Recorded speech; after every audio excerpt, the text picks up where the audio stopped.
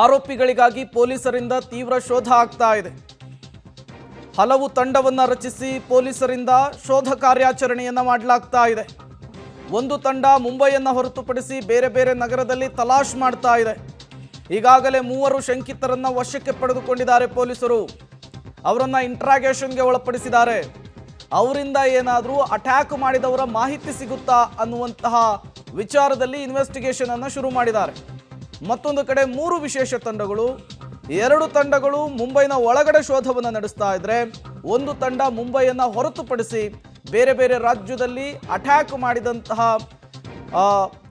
ವ್ಯಕ್ತಿಗಳಿಗೋಸ್ಕರ ತೀವ್ರ ತಪಾಸಣೆಯನ್ನು ಮಾಡ್ತಾ ಇರುವಂಥದ್ದು. ಸೈಫ್ ನಿವಾಸಕ್ಕೆ ಮುಂಬೈನ ಕ್ರೈಮ್ ಬ್ರಾಂಚ್ನ ಪೊಲೀಸರು ಕೂಡ ಭೇಟಿ ಕೊಟ್ಟಿದ್ದಾರೆ. ಮನೆ ಸದಸ್ಯರು, ಮನೆಯಲ್ಲಿ ಕೆಲಸ ಮಾಡ್ತಾ ಇದ್ದಂತಹ ಸಿಬ್ಬಂದಿಗಳು ಅವರಿಂದ ಮಾಹಿತಿ ಪಡೆದುಕೊಳ್ಳುವಂತಹ ಕೆಲಸವನ್ನು ಮಾಡ್ತಾ ಇದ್ದಾರೆ.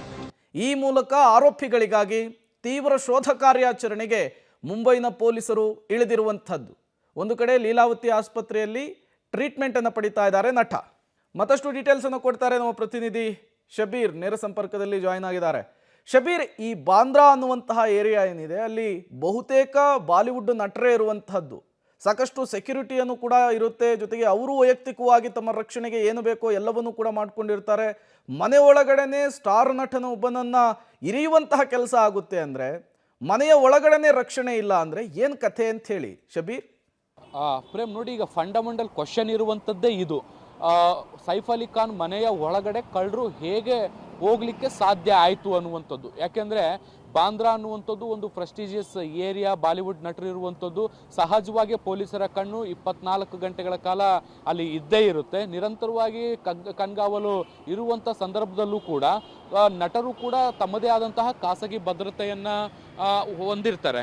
ಆದಾಗ್ಯೂ ಕೂಡ ಸೈಫ್ ಅಲಿ ಖಾನ್ನ ಮನೆಯ ಒಳಗಡೆ ಈ ಕಳ್ಳರು ಹೇಗೆ ಹೋದರು ಅನ್ನುವಂಥದ್ದು ಈಗ ಸದ್ಯಕ್ಕಿರುವಂಥ ಪ್ರಶ್ನೆ. ಯಾಕೆಂದರೆ ಇಷ್ಟೆಲ್ಲ ಅವರು ಒಳಗಡೆ ಹೋಗಿ ಚೂರಿ ಹಿರಿತಾರೆ ಅಂದರೆ ಸಾಕಷ್ಟು ಪ್ರೀ ಪ್ಲಾನನ್ನು ಮಾಡಿರುವಂಥ ಸಾಧ್ಯತೆಗಳು ಕೂಡ ಇದ್ದಾವೆ. ಯಾರು ಯಾವಾಗ ಬರ್ತಾರೆ, ಯಾವಾಗ ಹೋಗ್ತಾರೆ, ಅಥವಾ ಭದ್ರತೆ ಯಾವಾಗ ಟೈಟ್ ಇರುತ್ತೆ, ಯಾವಾಗ ಲೂಸ್ ಇರುತ್ತೆ, ರಾತ್ರಿ ಒಳ್ಳೆಯದ ಅನ್ನುವಂಥ ನಿಟ್ಟಿನಲ್ಲಿ ಒಂದಿಷ್ಟು ಪ್ರಾಥಮಿಕ ಮಾಹಿತಿಗಳನ್ನು ಕೂಡ ಸಂಗ್ರಹಿಸಿರುವಂಥ ಸಾಧ್ಯತೆಗಳು ಕೂಡ ಈಗ ಕಂಡು ಬರ್ತಾ ಇರುವಂಥದ್ದು. ಹೀಗಾಗಿ ಘಟನೆಯ ಹಿಂದೆ ಸಾಕಷ್ಟು ಅನುಮಾನಗಳು, ಅಂದರೆ ಇದೊಂದು ರ್ಯಾಂಡಮ್ ಆಗಿ ಆಗಿರುವಂಥದ್ದಲ್ಲ, ಪಕ್ಕ ಪ್ಲಾನ್ ಆಗಿ ಮಾಡಿರುವಂಥ ಸಾಧ್ಯತೆಗಳು ಕೂಡ ಕಂಡು ಬರ್ತಾ ಇರುವಂಥದ್ದು. ಹೀಗಾಗಿ ಪೊಲೀಸರು ತನಿಖೆಯನ್ನು ತೀವ್ರಗೊಳಿಸಿರುವಂಥದ್ದು. 3 ಶಂಕಿತರ ಬಂಧನ ಮಾಡೋದರ ಜೊತೆಗೆ ಇನ್ಯಾರಾದರೂ ಕೈವಾಡ ಇದೆಯಾ ಅನ್ನುವಂಥದಕ್ಕೆ ಸಂಬಂಧಪಟ್ಟಂತೆ CCTV ಆಗಿರ್ಬೋದು, ಕೆಲವೊಂದಿಷ್ಟು ಸಾಕ್ಷ್ಯಾಧಾರಗಳನ್ನು ಕಲೆ ಹಾಕಿ ಆ ನಿಟ್ಟಿನಲ್ಲಿ ಮತ್ತಾರಾದರೂ ಆರೋಪಿಗಳು ಸಿಗ್ತಾರಾ ಅನ್ನುವಂಥದ್ರ ಬಗ್ಗೆ ಕೂಡ ಪರಿಶೀಲಿಸುವಂಥ ಕೆಲಸವನ್ನು ಕೂಡ ಈಗ ಸದ್ಯಕ್ಕೆ ಮಾಡಲಾಗ್ತಾ ಇದೆ. ಪ್ರೇಮ್.